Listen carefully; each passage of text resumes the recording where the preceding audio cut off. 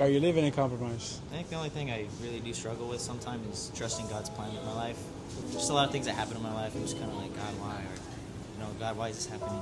So, and it happens kind of frequently too. I can't lie. And I actually had that too. I would question everything. That's why I had to encounter God so that I could believe it in. This is a Greek word. It's called epignoskos. It's a deep, intimate understanding through experience. I think what you need to do is pray, tell the Holy Spirit, and He can guide you. Because what happened to me, I would question everything, and I was like, God, there's so much evil in this world. I don't know if you ever seen those atheists, bro, online. They say God's not real because they have all these killings, all these Going people, all this sickness, disease. And then I'm Christian, and I'm like, damn, like they're right. Like, how do I answer that? How do I answer that question? And it wasn't until one day I get on my knees and I'm praying and I say, God, how do I answer that? Like, tell me, answer me. Like, why did all that bad stuff happen to me? And then He explained to me, and I'm explaining to you too. Let's say right here in the city of Walnut, there's 10 people alive. That's the population of the city. 9 out of 10 people are sinners, and 1 person isn't. That gives the authority to what we call a principality or power. It's like a whole demon, bro, but it's like bigger than a demon.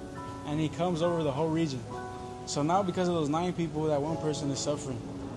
Maybe not directly, maybe indirectly from the other people, but it's regional. And then it goes from regional sin to individual sin. So individually he's good, but regionally, I'm in a bad area. Yeah. So what God told me is like, why do people suffer?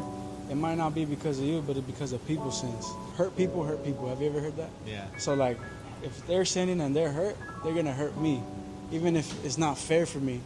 God is all like crying, bro. He showed me like in the Bible verse, I can't remember it right now, bro.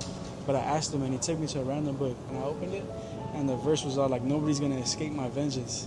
My heart is with those who are suffering. So He was telling me like He's like a father, right? Yeah. So if I'm a dad and I have a daughter, right? And I'm like, yo, don't drink and drive. She gets to 18, she moves out the house. And then she starts drinking and driving. She gets in a crash, bro. She ends up in the hospital. Did I want that for her? No. Did I allow it? No, because she's out of my control. But I feel bad. I'm going to go to her and I'm going to comfort her and I'm going to be like, daughter, like, I didn't want this for you. That's why I told you. I didn't want you to get hurt.